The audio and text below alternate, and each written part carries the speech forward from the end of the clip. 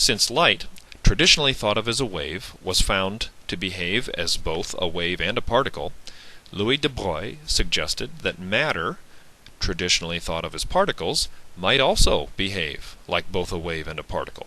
He called these matter waves.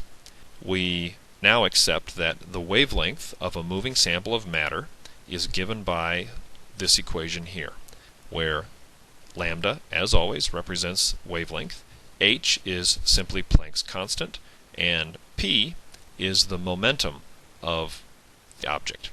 And if you've taken a first-year course in physics, you might recall that momentum is equal to mass times velocity, where because of the structure of Planck's constant, the mass has to be in kilograms and speed has to be in meters per second.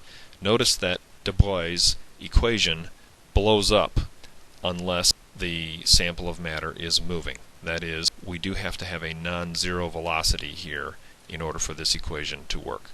Let's try an example. A proton moving at 1200 meters per second would be associated with a matter wave of how many nanometers?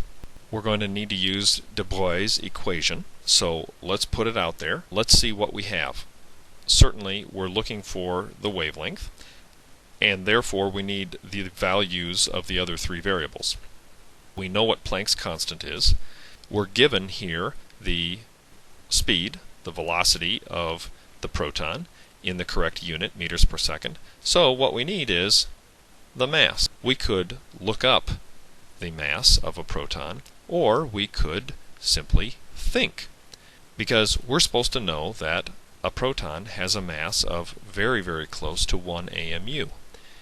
And we're also supposed to know that it takes Avogadro's number of AMUs to give us a mass equal to 1 gram.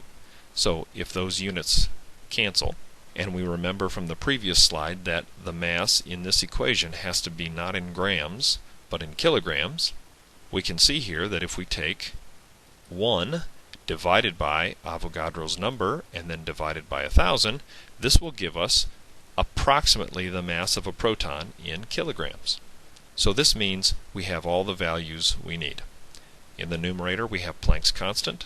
In the denominator we have the mass of the proton in kilograms, and we have the speed of the proton, and this allows us to calculate the de Broglie wavelength, which is a correct value. However, the question clearly says that we need to have the wavelength reported in nanometers. So I'm going to tack a conversion factor on there where the meter units will cancel.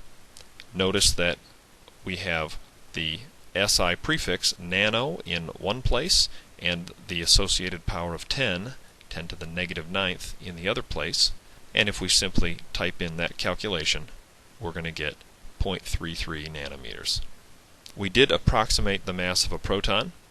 If we bothered to look up the mass of a proton in kilograms, we would find that it is right here on the right side of the screen, about 1.673 times 10 to the negative 27th kilograms.